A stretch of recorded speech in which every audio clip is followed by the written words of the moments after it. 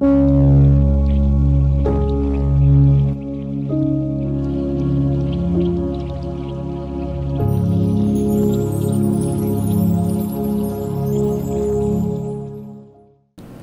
আলাইকুম দর্শক মণ্ডলী, ওয়াটস অফ সাকসেসের আরেকটি পর্বে আপনাদেরকে স্বাগত জানাচ্ছি। আজকের পর্বে আমাদের সাথে উপস্থিত আছেন এমন একজন মানুষ যিনি বাংলাদেশে পড়াশোনা করে এখন ইউরোপের একটি দেশে তিনি গবেষণা কাজে নিয়োজিত আছেন এবং এমন একটি দেশে তিনি আছেন যে দেশটি আমরা জানি যে সেটা কোয়ালিটি গবেষণার দেশ বলে খ্যাত এবং তিনি নিজেও যে গবেষণা করছেন সেই গবেষণার বেশ কিছু দিক নিয়ে আমরা আশা করছি যে যখন তার গবেষণাটি শেষ হবে সেই গবেষণার ফল আমাদের শিক্ষায় এবং আমাদের প্রযুক্তিগত শিক্ষার ক্ষেত্রে বেশ ভালো একটা প্রভাব ফেলবে তার সেই গবেষণা কাজের ফলাফল। এবং শুধু তাই না, মানুষটি প্রবাসে অবস্থান করলেও দেশকে নিয়ে প্রতিনিয়ত তিনি চিন্তা করছেন। তিনি এবং তার মতো যারা সতীর্থ আছেন সেই প্রবাসের মাটিতে যারা নানান কাজে যারা এই মুহূর্তে প্রবাসী হয়েছেন তাদেরকে নিয়ে তিনি এই চেষ্টাটি প্রতিনিয়ত করে যাচ্ছেন যে মাতৃভূমির জন্য কিভাবে কতটুকু কন্ট্রিবিউট করা যায়। এবং সেই পাশাপাশি তিনি কোয়ান্টাম ফাউন্ডেশনেরও একজন একনিষ্ঠ সদস্য। একেবারেই তরুণ অবস্থায় তার কোয়ান্টামের সাথে সংশ্লিষ্টতা এবং তারপর পথ চলা তা এখনও চলছে। তো তার কথা আমরা শুনব। তিনি আসিফ শাহরিয়ার। কিন্তু তার কথা শোনার আগে চলুন জেনে আসি তার সম্পর্কে আরও খানিকটা। আসিফ শাহরিয়ার রাজশাহী বিশ্ববিদ্যালয় স্কুল অ্যান্ড কলেজের বিজ্ঞান বিভাগ থেকে কৃতিত্বের সাথে 2002 সালে এসএসসি এবং 2004 সালে এইচএসসি পাশ করার পর ভর্তি হন রাজশাহী বিশ্ববিদ্যালয়ে। অ্যাকাউন্টিং অ্যান্ড ইনফরমেশন সিস্টেমসে 2009 সালে বিবিএ এবং 2011 সালে এমবিএ সম্পন্ন করার পর কর্মজীবন শুরু করেন ক্যারোট কমিউনিকেশনে ব্র্যান্ড এক্সিকিউটিভ হিসেবে। কিন্তু শিক্ষকতা পেশার প্রতি আগ্রহ ও ভালোবাসা থেকেই চাকরিটি ছেড়ে দিয়ে 2012 সালে যোগদান করেন university of information technology and সায়েন্সে লেকচারার হিসেবে। এরপর উচ্চশিক্ষার্থে 2014 সালে পাড়ি জমান জার্মানিতে। সেখানে south Westphalia university of applied sciences থেকে ইন্টারন্যাশনাল ম্যানেজমেন্ট অ্যান্ড ইনফরমেশন সিস্টেমসে 2016 সালে মাস্টার্স সম্পন্ন করেন। এরপর সেখানে লেকচারার হিসেবে যোগদান করেন এবং লেকচারার স্টাডি প্রোগ্রামে কোঅর্ডিনেটর ও রিসার্চ অ্যাসোসিয়েট হিসেবে 2024 সাল পর্যন্ত দায়িত্ব পালন করেন। পাশাপাশি 2019 সাল থেকে 2021 সাল পর্যন্ত ফ্রিল্যান্সার লেকচারার হিসেবে এফএম হক্সুলাতেও কর্মরত ছিলেন তিনি। বর্তমানে তিনি কনস্ট্রাক্টর ইউনিভার্সিটি ব্রেমেন জার্মানিতে এথিক্যাল এআই ইন এডুকেশন নিয়ে পিএইচডি করছেন। তার গবেষণার বিষয় পার্সোনালাইজড লার্নিং। আর সম্প্রতি তিনি Bremen International Graduate School of Social সায়েন্সেসের একজন রিসার্চ ফেলো হিসেবে সম্প্রতি প্রি সিলেক্টেড হয়েছেন। এছাড়াও জার্মানিতে তিনি প্রবাসী বাংলাদেশিদের নিয়ে গঠিত অরাজনৈতিক ও অলাভজনক প্রতিষ্ঠান বাংলাদেশ ডেভেলপমেন্ট স্ট্র্যাটেজিক হাবের প্রতিষ্ঠাতা সদস্য। আসিফ শাহরিয়ার 294 ব্যাচের কোয়ান্টাম গ্র্যাজুয়েট এবং 16তম ব্যাচের প্রোমাস্টার। তিনি কোয়ান্টাম মেডিটেশন ভার্চুয়াল মিউনিখের আহ্বায়ক। আসসালামু আলাইকুম আসিফ শাহরিয়ার ভাই, কেমন আছেন? ওয়ালাইকুম আসসালাম, আমি বেশ ভালো আছি। আপনি তো খুব অল্প সময়ের জন্য দেশে এসছেন। এবার কতদিনের জন্য এলেন? জি, এবার আসা হয়েছে আসলে বেশ অল্প সময়ের জন্য, মাত্র 14 দিন। তার মধ্যে আবার 2 দিনই 3 দিনই চলে গিয়েছে সফরের মাঝখানে। আচ্ছা আচ্ছা। এবং আমরা আসলে একেবারে শেষ বেলায় আপনাকে পেলাম। আপনি আজকেই হয়তো ভোর রাতে আপনি চলে যাবেন। তো এই রকম ব্যস্ততার সময়টুকুতে আপনি যে আমাদের সাথে আজকে স্টুডিওতে আসার জন্য সুযোগটা করে দিয়েছেন, সেটার জন্য আপনাকে জানাচ্ছি আন্তরিক কৃতজ্ঞতা এবং অভিনন্দন। আসলে আপনাদেরকে ধন্যবাদ, কারণ এত অল্প সময়ের মধ্যে যে আমাকে সুযোগও দিচ্ছেন এটা করার জন্য। যদিও আমার আর 12 ঘন্টার মধ্যে ফ্লাইট, তারপরও এটা আমার জন্য সৌভাগ্যের কথা একটা যে আমি এখানে আসতে পেরেছি এবং আমার কিছু কথা আপনাদের সাথে শেয়ার করতে পারছি। এটা নিঃসন্দেহে আমার জন্য অনেক অনেক বড় একটি বিষয়। আমরা যদি আমাদের আলোচনার ভেতরে প্রবেশ করি, তো আপনি রাজশাহী বিশ্ববিদ্যালয়ে মাস্টার্স করে তারপর আপনার সেকেন্ড মাস্টার্স এবং পিএইচডির জন্য আপনি প্রবাসে গেছেন, জার্মানিতে গেছেন। তো এই যে আপনার যে যাওয়ার সিদ্ধান্তটা বা কেন আসলে এই জার্মানিকে বেছে নেওয়া বা উচ্চশিক্ষার কেন চিন্তাটা এলো? যে আসলে শুরু করতে হয় যে আমার গ্র্যাজুয়েশনের পর মানে MBA শেষ করার পর আমার খুব ইচ্ছা ছিল আসলে ব্র্যান্ড নিয়ে কাজ করার। আচ্ছা। তো যদি এটা নিয়ে আমার ক্যারিয়ার করার কোনো ইচ্ছা ছিল না, কিন্তু আমার ইচ্ছা ছিল যে আসলে এটা নিয়ে আমি কাজ করব, মানে ব্র্যান্ডিংটা কী, এটা কীভাবে কাজ করে। তো এই জন্যই আমি একটা অ্যাডভার্টাইজিং এজেন্সি নিয়ে আমার ক্যারিয়ার শুরু করি, এবং সেখানে প্রায় 9 থেকে 10 মাস কাজ করার পর আমি দেখলাম যে না, আমার শেখা হয়ে গিয়েছে। এরপরে আমার যে প্রথম যে জিনিসটা মাথায় আসে সেটা হচ্ছে যে আমি আমার যে জ্ঞান ভেতরে, এটাকে আমি আসলে ডিস্ট্রিবিউট করতে যতটুকুই জানি, যার জন্য আসলে শিক্ষকতা পেশায় আসা। আমি তারপরে আমার ক্যারিয়ার শুরু করি লেকচারার হিসেবে একটা ইউনিভার্সিটিতে, এবং সেখানে প্রায় 2 বছরের বেশি সময় ধরে শিক্ষকতা করি। তারপরে যখন আসলে শিক্ষকতা করতে গেলাম, দেখলাম যে আসলে অনেক কিছুই জানি না, জানার পরিধিটা খুবই খুবই কম। আর সেই সময় টেকনোলজির উপরে একটা খুব আগ্রহ ছিল। সেই সময় আসলে কোয়ান্টাম ফাউন্ডেশন থেকেও বলা হচ্ছিল যে টেকনোটিয়ার তৈরি করতে হবে, টেকনোলজির উপরে আগ্রহ নিয়ে আসতে হবে সবার, কারণ এটি ফিউচারকে লিড করবে। তো আমার পড়াশোনার মধ্যেও আমি এটাকে ইন্টিগ্রেট করতে চেয়েছিলাম। তো সেই সুবাদেই আমি দেখলাম যে আমি পড়াশোনা করেছি বিজনেস নিয়ে, এটার সাথে টেকনোলজি কীভাবে অ্যাড করা যায়। সেই সময় 2টা দেশে 2টা ইউনিভার্সিটিতে মোটামুটি একটা কোর্স পেলাম যেটা আমার পছন্দের সাথে যায় বা আমার আইডিয়ার সাথে যায়, যেখানে বিজনেস এবং আইটিতে একসাথে করা হচ্ছে। তো সেই সুবাদেই আসলে জার্মানি প্রথম চয়েসে আসলো, কারণ সেটা বাংলাদেশ থেকে একটু কাছে, আর সেখানে পড়াশোনাটা সে সময় ফ্রি ছিল, এবং সবচেয়ে বড় কথা যে কন্টেন্টটা যেটা ছিল কোর্সের, এইটা আমার সাথে পুরোপুরি যায়। সেখানে বিজনেস এবং আইটি একসাথে, সেই সাথে এটা খুব বেশি হার্ডকোর আইটি না, মানে অ্যাপ্লিকেশন বেসড আইটি। যেহেতু আমি খুব একজন ভালো প্রোগ্রামারও না, তো সেই ক্ষেত্রে আমার জন্য সহজ ছিল যে এখানে ইন্টিগ্রেট হওয়াটা আমার জন্য সহজ।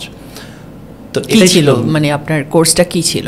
আমি পড়াশোনা করেছি international management and information systems নিয়ে।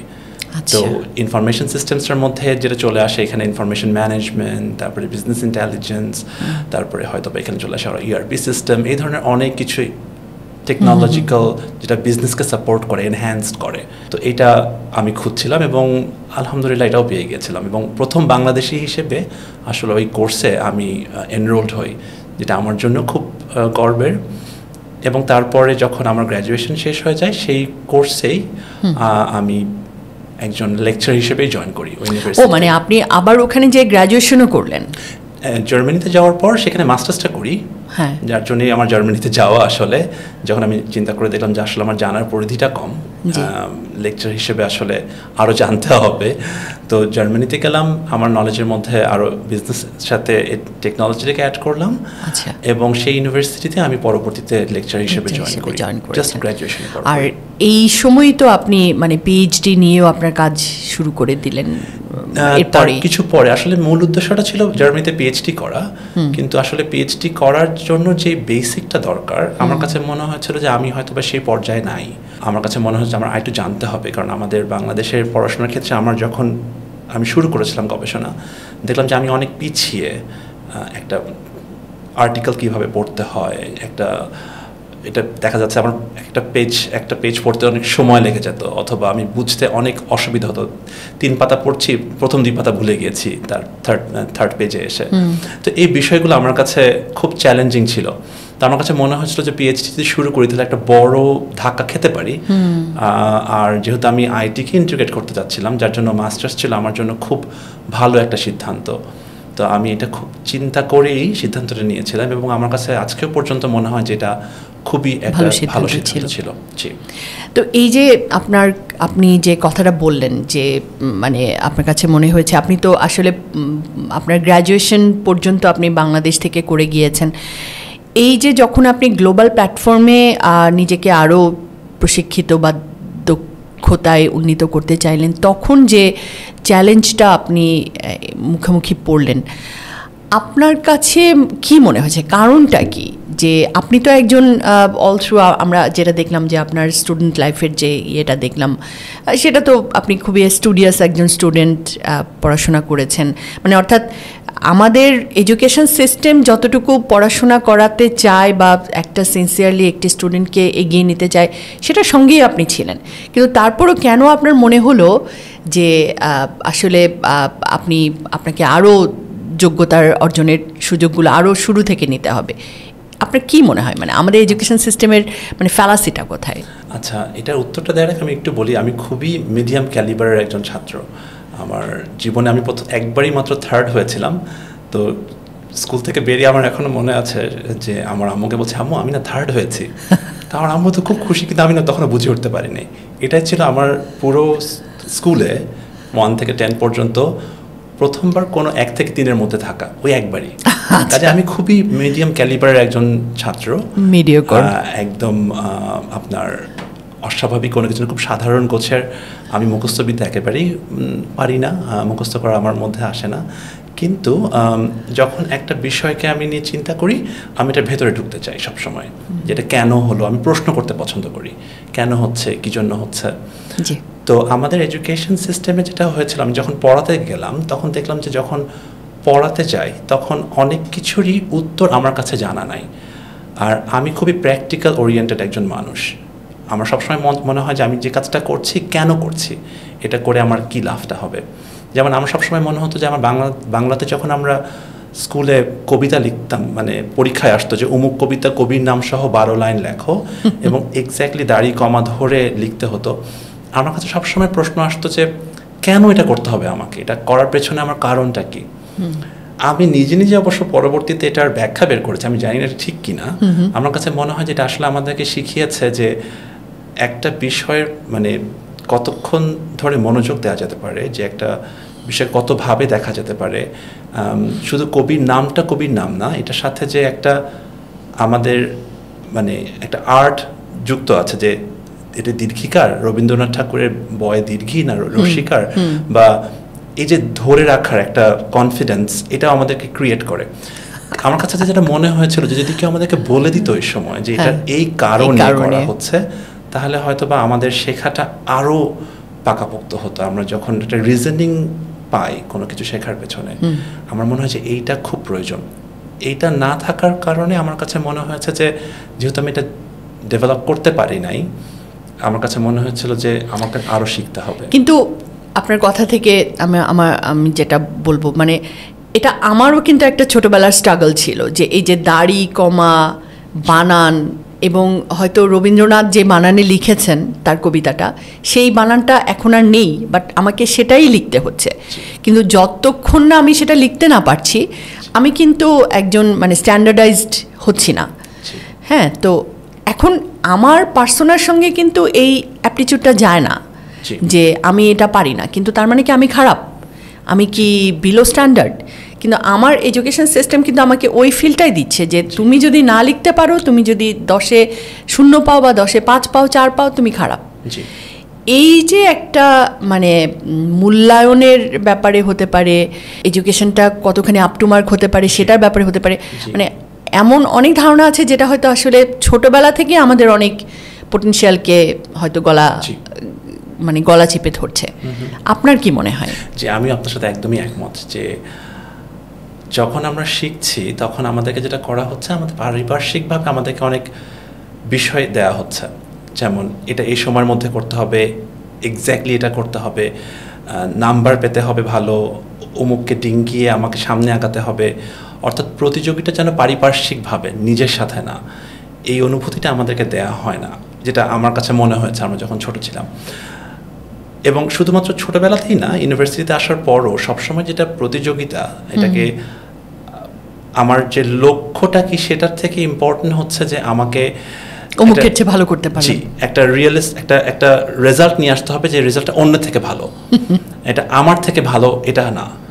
তো আসলে এই কালচারটা আমার কাছে সবসময় মনে হয় যে আমরা একটু অন্যভাবে যদি করতাম, আমাদের শেখার আজকেও আমাদের শেখার যে প্রচেষ্টাটা এটা অন্যরকম হতে পারে।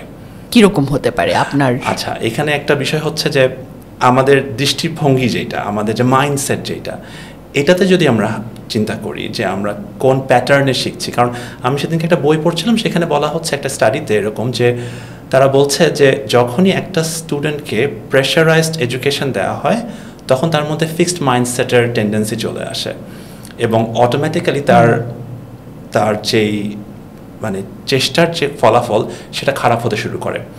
যেমন অনেক ক্ষেত্রে বলা হয়, উইথ ডিউ রেসপেক্ট, যে বলা হয় যে ও নারীরা অঙ্কে ভালো না। এটা কিন্তু একটা মিথ, এবং এই মিথটাকে স্ট্যাবলিশ করা হয়েছে উইদাউট, এবং এটার কোনো জেনেটিক্যাল কোনো প্রুফ নেই, এটার পেছনে কোনো সায়েন্টিফিক্যাল কোনো রিজনিং নেই, কিন্তু এটা বলা হয়। এবং যখনই বলা হয় যে ও আমি অঙ্কে খারাপ করেছি, একটা মেয়ে বাবাকে এসে বলছে বাবা কোনো অসুবিধা নেই, তো মেয়েরা অঙ্কে খারাপই হয়ে থাকে। তো এইটা তো আসলে এই মাইন্ডসেটটা যখনই দিয়ে দেওয়া হচ্ছে, এতে কি হচ্ছে যে আমরা মেয়েদের দেখতে পাই ইঞ্জিনিয়ারিংয়ে খুব কম, যদিও আমাদের গত কয়েক বছর ধরে সংখ্যাটা বাড়তে শুরু করেছে। প্রায় 43% ছাত্রীই হচ্ছে, মানে ছাত্রছাত্রীর মধ্যে 43%ই হচ্ছে এখন ইঞ্জিনিয়ারিংয়ে পড়াশোনা করছে, যেটা আমাদের জন্য খুবই আনন্দের বিষয়। কিন্তু তার মানে এইটা না, কিন্তু আবার তারপরে আপনি যখন আবার ক্যারিয়ারে যাবেন দেখবেন সেটা আরো অর্ধেক হয়ে গিয়েছে, হয়তো কমে যাচ্ছে। তো এই জিনিসটা করা হচ্ছে কি, ছোট থেকে আমাদেরকে একটা প্রেশারাইজড এনভায়রনমেন্টের মধ্যে রাখা হচ্ছে। এটা হচ্ছে মেন্টাল প্রেশার, সাইকোলজিক্যাল প্রেশার, যেখানে আমাকে স্বাধীনভাবে চিন্তা করার যে একটা প্রক্রিয়া, সেইটা দেয়া হচ্ছে না। আমি শুধু বলবো যেটা বাংলাদেশের জন্য তা বলবো না। যেমন আমি দেখেছি জার্মানিতে স্কুল এডুকেশন যদি আমরা দেখি, সেখানে খুব ভালোভাবে শেখানো হয় কিভাবে ইনস্ট্রাকশন ফলো করতে হয়। আমি যদি মনে করি ও তাহলে তো খুব ভালো, কিন্তু আসলে কি তাহলে আমি লিডার তৈরি করছি না আমি ফলোয়ার তৈরি করছি, আমি প্রশ্ন করতে পারি। জার্মানিতে অসম্ভব রকমের ওয়ার্কার দরকার, যার জন্য যে ইনস্ট্রাকশন বেশি ফলো করতে পারে তাকে আমার জন্য কাজ করিয়ে সুবিধা। এই জন্য স্কুল এডুকেশনগুলোতে আপনি যদি দেখবেন যে সেখানে সব কিছু ইনস্ট্রাকশন বেসড, এবং আমার কাছে যেটা মনে হয়েছে যে সেখানেও আমরা একটু আধুনিকভাবে ফলোয়ার তৈরি করার চেষ্টা করছি। ইউনিভার্সিটির ক্ষেত্রে বিষয়টা একটু আলাদা অবশ্যই, কিন্তু স্কুল এডুকেশনের ক্ষেত্রে এই বিষয়টা হচ্ছে এইরকম। জি জি, আমরা আপনার পিএইচডি নিয়ে কথা বলছিলাম একটু আগে, তো আপনি খুবই ইন্টারেস্টিং একটা বিষয় নিয়ে আপনার গবেষণার বিষয়, সেটা হচ্ছে যে এথিক্যাল এআই ইন এডুকেশন। এই যে এথিক্যাল এআই ইন এডুকেশন, এই ব্যাপারটা কি আসলে, বা এটা আসলে এটা কেন ইমার্জিং? এখন আমরা যেটা হচ্ছে যে আর্টিফিশিয়াল ইন্টেলিজেন্স সবখানেই আমরা দেখতে পাচ্ছি একটা বড় হাইপ, এটা সবখানে ব্যবহার করা হচ্ছে। আপনি এডুকেশন থেকে শুরু করে, হেলথ থেকে শুরু করে, বিজনেস থেকে শুরু করে, জীবনের প্রতিটি ক্ষেত্রেই আমরা এখন দেখতে পাচ্ছি। আমি যদি আপনাকে জিজ্ঞেস করি আপনি আজকে এআই এর কোনো টুল ইউজ করেছেন কিনা, আপনি হয়তো বলবেন যে না আমি তো আজকে ফোন ব্যবহার করিনি, বা 2-1বার হয়তো মেসেজ পাঠিয়েছিলাম। তার মানে হচ্ছে যে আপনি এআই এর কিছু না কিছু ব্যবহার করে ফেলেছেন অলরেডি। তো এটা আমাদের কাজের সাথে খুবই ইন্টিগ্রেটেড, এখন আমাদের প্রত্যেকের জীবনের সাথে ইন্টিগ্রেটেড। আমরা কি করছি যে আমরা যখন এটাকে ব্যবহার করছি, এর মানে হচ্ছে যে আমরা আমাদের তথ্যগুলো সব এই সিস্টেমগুলোতে প্রোভাইড করছি। আপনি এটা পড়াশোনার কাজে ব্যবহার করেন, আপনি এটা আপনার জীবনের কোনো ইনফরমেশন নেওয়ার ক্ষেত্রে ব্যবহার করেন, যখন আমরা চ্যাট জিপিটি হোক বা জেমিনাই হোক বা এই ধরনের যখন কোনো লার্জ ল্যাঙ্গুয়েজ মডেলগুলো ব্যবহার করছি, খুব স্বাভাবিকভাবেই আমরা আমাদের তথ্যগুলো অনায়াসে দিয়ে দিচ্ছি। প্রশ্ন হচ্ছে যে, এবং এটা ব্যবহার করা হচ্ছে এডুকেশনেও টিচাররা এটাকে ব্যবহার করছেন, অনেক ক্ষেত্রে অনেকে ইভ্যালুয়েশনের ক্ষেত্রে ব্যবহার করছেন, অনেকে প্রশ্ন তৈরি করার ক্ষেত্রে ব্যবহার করছেন, অনেকে কোর্স প্রিপারেশনের ক্ষেত্রে ব্যবহার করা হচ্ছে। অর্থাৎ এটা ব্যবহারটা ব্যাপক, কিন্তু কাজ কমিয়ে দিচ্ছে। কাজ কমিয়ে দিচ্ছে শুধু না, মানে রিপিটিটিভ কাজ কমিয়ে দিচ্ছে আমাদের। যদি আমরা একটু ভালো করে বলি, আমরা মানে অনেক ক্ষেত্রে আমাদের প্রশ্ন আসে যে এআই তো কাজ কমিয়ে দিচ্ছে, হ্যাঁ, কিন্তু আসলে এআইকে ব্যবহার করা উচিত আমাদের যে সমস্ত কাজগুলো আমরা রুটিন ওয়েতে করি, রিপিটিটিভ করি, সেই কাজগুলোকে আমরা এআইকে দিয়ে করাতে পারি।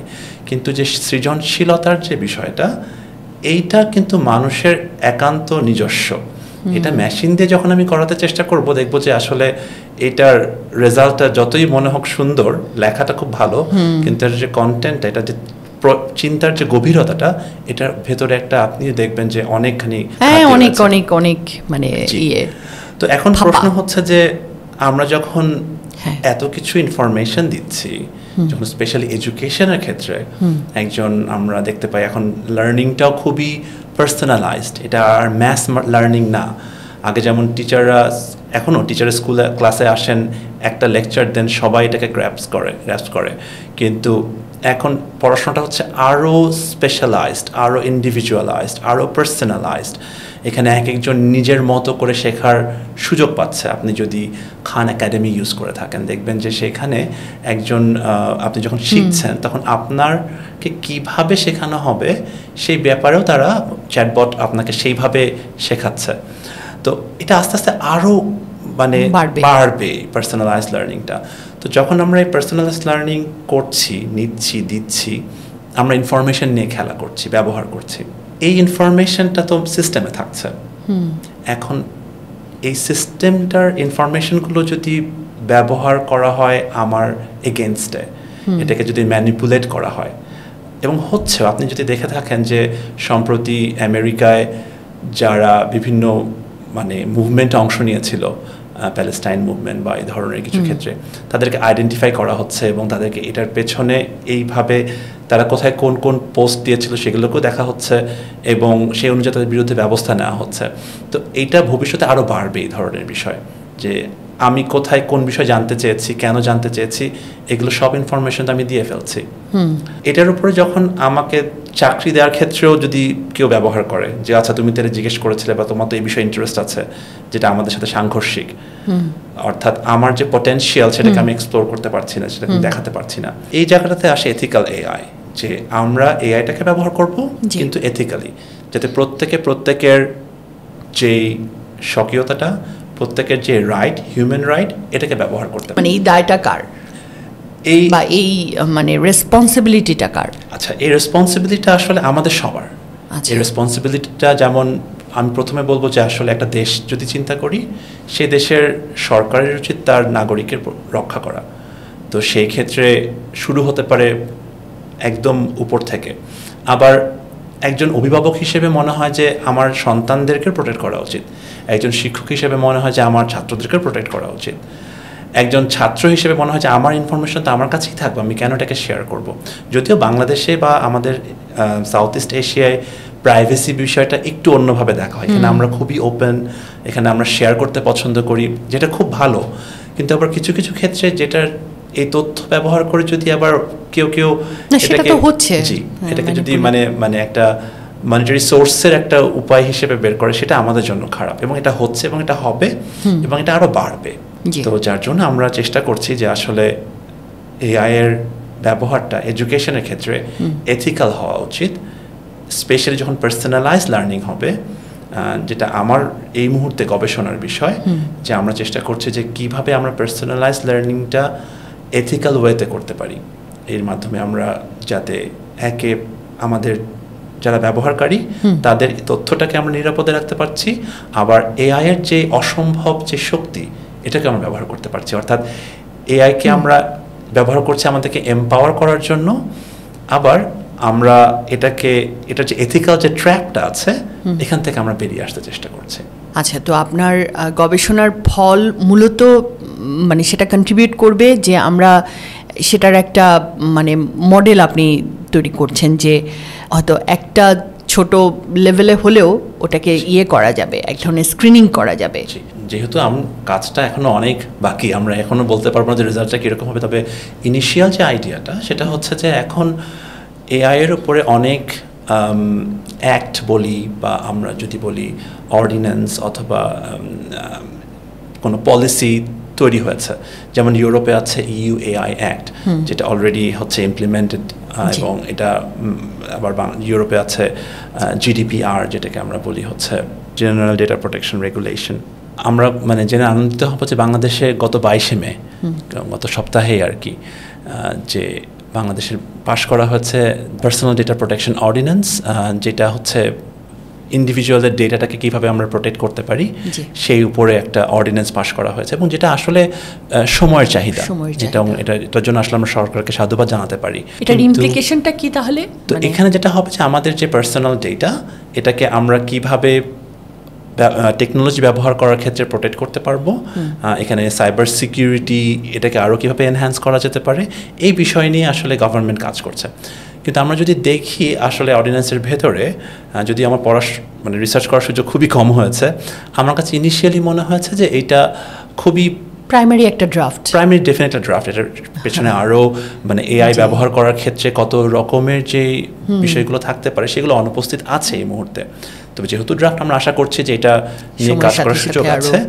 তবে আমি নিঃসন্দেহে বলবো যে আমাদের সরকার এবং আমাদের দেশকে খুব বেশি সিরিয়াস হতে হবে, প্রত্যেকটা মানুষকেই, যে এআই টুল ব্যবহার করার ক্ষেত্রে আমাদের ব্যক্তির যে তথ্য এটাকে সংরক্ষণের ক্ষেত্রে, এটাকে প্রাইভেসি দেওয়ার ক্ষেত্রে আমাদের সবাইকে এটাকে সামনে এগিয়ে আসতে হবে, কারণ এটা খুব গুরুত্বপূর্ণ।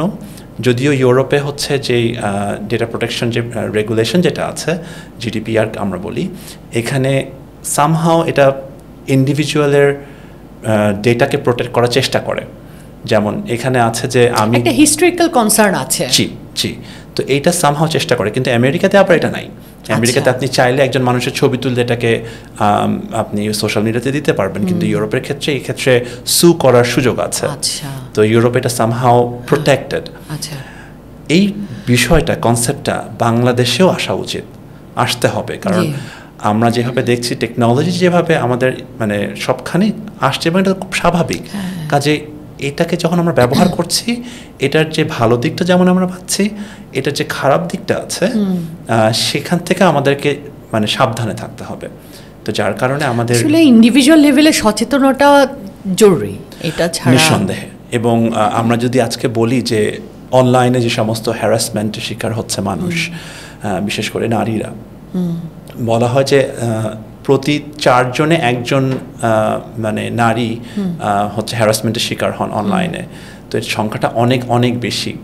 এবং আমরা যদি দেখি যে শুধুমাত্র নারীর মধ্যেই সীমাবদ্ধ না, এটা আসলে নারী পুরুষ মিলিয়েই এটা মানে এটা শিকার হচ্ছেন।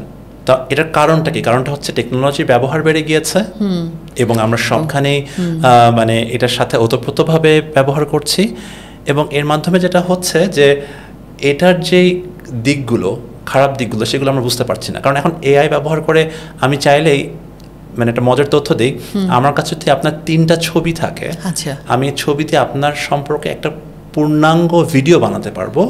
এবং আপনার যদি কিছু ভয়েসও আমার কাছে থাকে, আপনার ভয়েস ব্যবহার করে আমি পুরোপুরি একটা আপনার জন্য 2 মিনিট 3 মিনিটের একটা ভিডিও রেকর্ডিং অনায়াসে বানিয়ে ফেলতে পারি, যেটা হতে পারে আপনাকে প্রেস করার জন্য অথবা আপনাকে প্রেস না করার জন্য। জি, তো এটা যেহেতু সম্ভব এখন, এটা এবং এটার জন্য খুব আহামরি জ্ঞানেরও দরকার নাই। এখানে এরকম অনেক টুল আছে যেগুলো দিয়ে আপনি ব্যবহার করে এটা অন্যের ভালো করতে পারেন, ক্ষতিও করতে পারেন। তো এই জায়গাটা আসলে আমাদের সাবধান হওয়া উচিত। এবং এই ব্যাপারে যদি আমরা আজকে সতর্ক না হই, ভবিষ্যতে আমাদের জন্য, মানে এটা ধরুন আমি ইউজার হিসেবে আমার 3টা ছবি তো থাকতেই পারে, কিন্তু আপনি হয়তো বলছেন কি ব্যবহারকারী যে আছে, মানে অর্থাৎ এটা নিয়ে যারা ম্যানিপুলেট করবে তাদেরকে আইনের মাধ্যমে মানে ধরতে পারার ফ্যাসিলিটিটা হওয়া উচিত, নাকি ব্যবহারকারী হিসেবে তার সচেতনতা বাড়া উচিত? কোনটা হবে? চমৎকার প্রশ্ন। আসলে ব্যবহার যারা ধরতে পারা এটা অনেক পরের কথা। শুরুতে যারা ব্যবহার করছে আমাদের সচেতন হতে হবে। এই জেনারেল এডুকেশনটা আমাদের নিতে হবে। আপনি আমার সাথে গতকালকে আমার বাবা মার কথা হচ্ছিল এবং তাদেরকে বলছিলাম যে আমি যদি কখনো ফোন করে বলি যে আমার টাকা লাগবে, তুমি কখনোই টাকা পাঠাবে না আমাকে। কারণ বলছে কেন পাঠাবো না? তো বললাম যে আসলে বিষয়টা হচ্ছে এরকম। বলছে যে তুমি ফোন করলেও পাঠাবো না? আমি বলছি না, আমি যদি ফোন করি পাঠানোর আগে তুমি অন্তত 2 জনের কাছ থেকে নিশ্চিত হবে। তো ব্যাপারটা এই পর্যায়ে চলে গেছে। তো এইভাবে আমরা বিষয়গুলোকে চিন্তা করতে পারি। তো আমাদের বাবা মা, আমাদের যারা সিনিয়র, তারা তো ধরেন যে টেকনোলজির ক্ষেত্রে অনেক ক্ষেত্রেই দেখা যাচ্ছে তারা নো ভয়েস। তো তাদের যেমন এডুকেশন দরকার, আবার আমরা যারা টেকনোলজি ব্যবহার করছি, ইয়াং জেনারেশন, আমরা অনেক ক্ষেত্রেই অনেক বিষয় জানি না।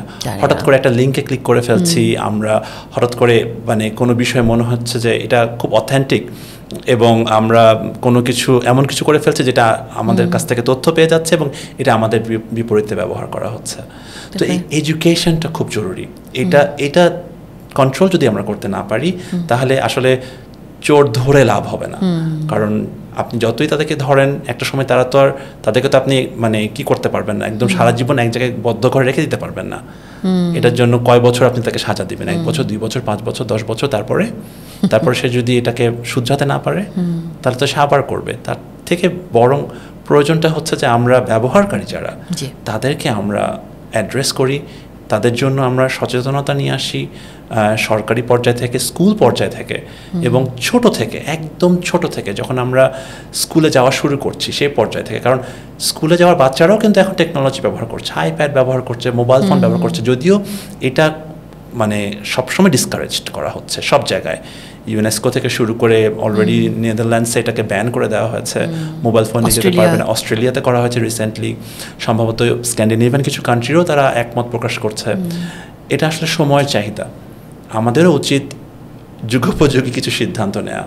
এবং আপনি তো জানেন যে কোয়ান্টাম অনেক বছর ধরে এটার জন্য লড়ছে, 18-র আগে নয়, এটা তো আমাদের একটা খুবই শক্তিশালী ক্যাম্পেইনও ছিল। জি, এবং এটা আসলে খুব গুরুত্বপূর্ণ। এটা এই সময় সবচেয়ে গুরুত্বপূর্ণ বিষয়গুলো একটা হচ্ছে যে বাচ্চাদের ক্ষেত্রে টেকনোলজি তারা ব্যবহার করছে, তাদেরকে সবসময় একটা মনিটরিংয়ের মধ্যে রাখা, কোনোভাবেই তাদেরকে ইন্টারনেটের ব্যবহারটাও তারা যেন বুঝতে পারে এবং ছোটো থেকে এই জ্ঞানটা দিতে পারা। কারণ আমরা যেটা দেখেছি, আমরা যেটা শুনেছি আমাদের কলিগদের কাছ থেকে, স্কুল স্পেশালি ইউরোপের স্কুলগুলোতে বাচ্চারা মোবাইল ফোন নিয়ে যে পরিমাণ তারা মানে এটাকে ব্যবহার করে, কিছু কিছু ক্ষেত্রে অপব্যবহার করে, সেটা অ্যালার্মিং পর্যায়ে।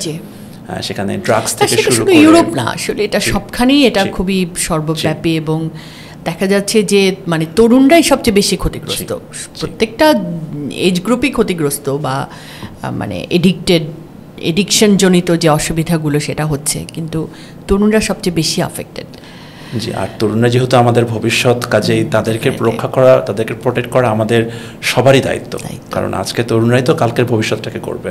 জি জি।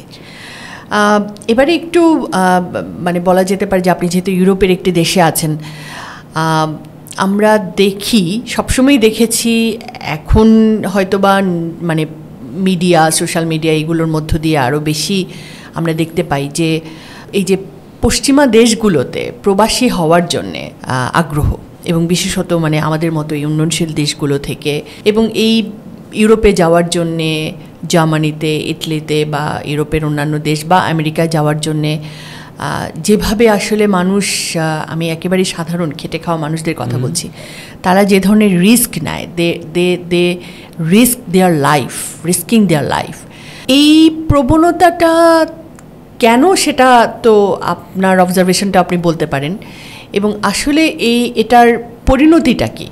এবং দেখা যাচ্ছে যে দেশে সে তার শেষ সম্পদটুকু বিক্রি করে হয়তো যে একটা পরিমাণ জোগাড় করেছে সেটাই সে ব্যয় করে দিতে রাজি তার এই বিদেশে যাওয়ার বিনিময়ে, প্রবাসী যাওয়ার বিনিময়ে, কিন্তু সেটার জন্য সে অনেক অবৈধভাবে যাওয়ার যে প্রক্রিয়াটা অনুসরণ করছে, আলটিমেটলি তার জীবন, অনেকে মারা যাচ্ছে, আর যারা মারা যাচ্ছে না তারা হয়তো কোনো না কোনোভাবে এনস্লেভড হয়ে যাচ্ছে। সেটা না হলেও এরপরে তার যে জীবন, প্রবাসের যে জীবন, সেটা একটা আসলে সেটাও একটা দাসের জীবনের যে আলাদা কিছু নয়। এই প্রবণতাটা যে জনগোষ্ঠীর মধ্যে, তাদের জন্য আসলে আপনি কি বলবেন? যে আসলে আমি তাদেরকে সরাসরি দোষ দিব না, কারণ আমার কাছে যেটা মনে হয় যে এটার মূল বিষয়টা হচ্ছে একটা অবিদ্যা।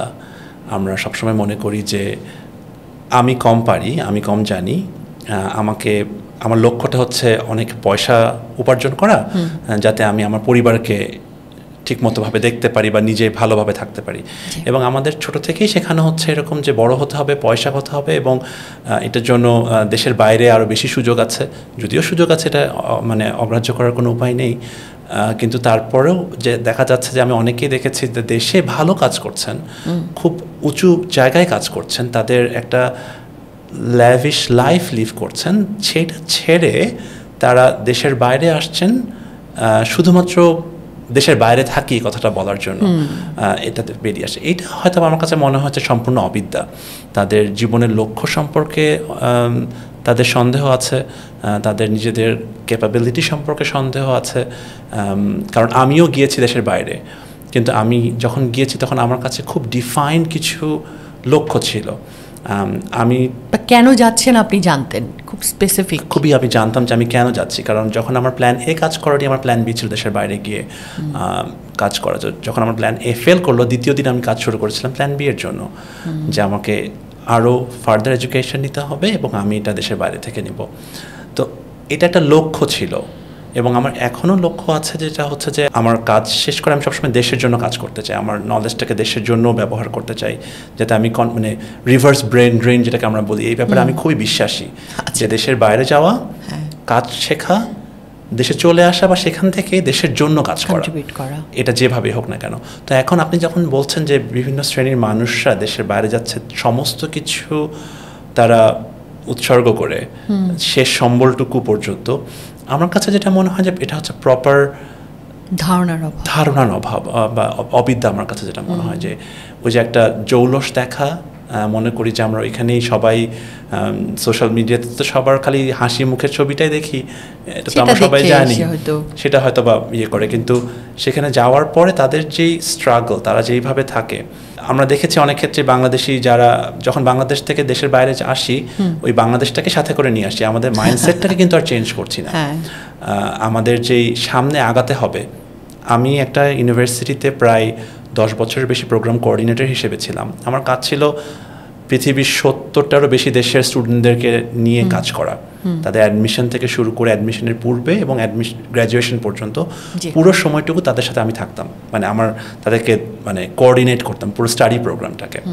এটা করতে গিয়ে যখন আমি খেয়াল করি, যার জন্য আমার সুযোগ হয়েছিল আফ্রিকা মহাদেশ, north America, south America, Australia বাদে প্রায় সবগুলো, আর অ্যান্টার্কটিকা বাদে প্রায় সবগুলো মহাদেশেরই ছাত্রছাত্রীদের সাথে তাদেরকে জানতে পেরেছে। তো আমরা দেখলাম যে বেশিরভাগ ক্ষেত্রেই ছাত্রছাত্রীদের লক্ষ্যের একটা অভাব থাকে, খুব স্বাভাবিক, এটা বাংলাদেশিদের জন্য শুধু না, সবারই আমরা কি করব জীবনে আমরা কেউ জানি না, যেটা আমার জন্য হয়েছিল একটা সময়। তো এটা স্বাভাবিক, কিন্তু এইটা বুঝতে পারাটা খুব জরুরি যে আমার কি আছে, আমার রিসোর্সটা কি, আমার মূল শক্তিটা কি, চালিকা শক্তিটা কি। আমার আসলে আমি মূলত আসলে শ্রমজীবী মানুষদের জায়গাটাই আমি ফোকাস করছিলাম। তো আপনি সেখান থেকে যেখানে এসছেন সেটাও মানে আপনার উত্তরের মধ্য দিয়ে আরেকটা আসপেক্ট ক্লিয়ার হচ্ছে। বাট আমার প্রশ্নটা স্পেসিফিক্যালি ছিল যে হয়তো শ্রমজীবী মানুষ যে হয়তো 27 লক্ষ টাকা অ্যারেঞ্জ করে ফেলেছে তার সমস্ত সম্পদ বিক্রি করে, এই 27 লক্ষ টাকা দিয়ে তো বাংলাদেশে সে অনেক কিছু করতে পারত, কিন্তু সেটা না করে সে রিস্কিং হিজ লাইফ, যে ভূমধ্যসাগরে সে ডুবে মারা যেতেও পারে, অথবা ওখানে গিয়ে সে হয়তো কোনো একটা দালাল চক্রের খপ্পরে পড়ে সারা জীবনই হয়তো দাসের মতো হয়ে গেল, আর বাংলাদেশে আসতেও পারছে না। এই জনগোষ্ঠীটা মানে আসলে তাদের ভুলটা মানে ধরিয়ে দেওয়া বা তাদের এটা ছিল। বাট আপনি যে অ্যাঙ্গেলে কথা বলছেন যে এটাও একটা খুব উল্লেখযোগ্য যে শুধু বিদেশে কোনো রকমে গায়ে গতরে বিদেশে চলে যেতে পারলেই হলো, আমি হয়তো কি করব, মানে কি কাজ করে পড়ার খরচ জোগাবো, এই যে একটা এই বিষয়গুলো নিয়ে বলতে পারেন, এটা ইম্পর্ট্যান্ট। তো এখানে যেটা বলছিলাম যে আমাদের বাংলাদেশি যারা যায়, খুব মজার বিষয়টা হচ্ছে যে স্টুডেন্টরা সেখানে একটা মাস্টার্স পড়তে যাচ্ছে 2 বছরের জন্য। তো তারা যখন জার্মানিতে আসে, আমি জার্মানির কথাই বলছি, আসার পর তারা সব কিছু খুব স্বাভাবিকভাবে ইউরোগুলোকে কনভার্ট করে বাংলাদেশি টাকায়। একজন ছাত্র হিসেবে সে কাজ শুরু করে এবং ঘন্টা প্রতি 12-13 ইউরো করে যখন সে পায়, তখন সে দেখে যে আরে এটা তো বাংলাদেশি টাকা অনেক বেশি টাকা। সে দেখে যে যদি আমি স্টুডেন্ট থেকে বিভিন্ন ধরনের অড জব করি, তাহলে আমি মাসে প্রায় 1,500 থেকে 2,000 ইউরো ইনকাম করতে পারছি, যেটা বাংলাদেশি টাকায় প্রায় 2 থেকে 2.5 লক্ষ টাকা, তাই না? এখন তো টাকার রেটটা অনেক বেড়ে গিয়েছে আর কি, ইউরো অনেক বেশি স্ট্রং। তো সেক্ষেত্রে সে যখন কনভার্ট করছে, সে তখন দেখছে বাহ, এটা তো খুব ভালো, আমার বাবাই এত ইনকাম করে না আর আমি এখানে এতখানি ইনকাম করছি।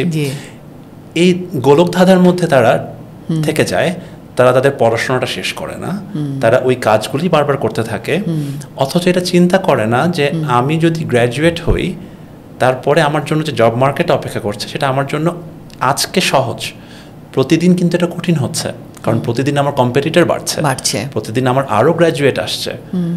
আমরা এইটাকে আর চিন্তা করি না, অর্থাৎ আমরা সেই ওই জায়গাতেই থেকে যাই, যেটাকে আমরা মানে বলি যে ফ্রগ সিনড্রোম নাকি একটা আছে না, যে ওইটার মতো, যেখানে হচ্ছে কি একটা ব্যাংকে যদি আপনি হালকা পানির মধ্যে রেখে দেন, তারপর আস্তে পানিটা গরম করতে থাকেন, একটা সময় ব্যাংকটা সেখান থেকে বেরিয়ে আসার ক্ষমতাটা হারিয়ে ফেলে।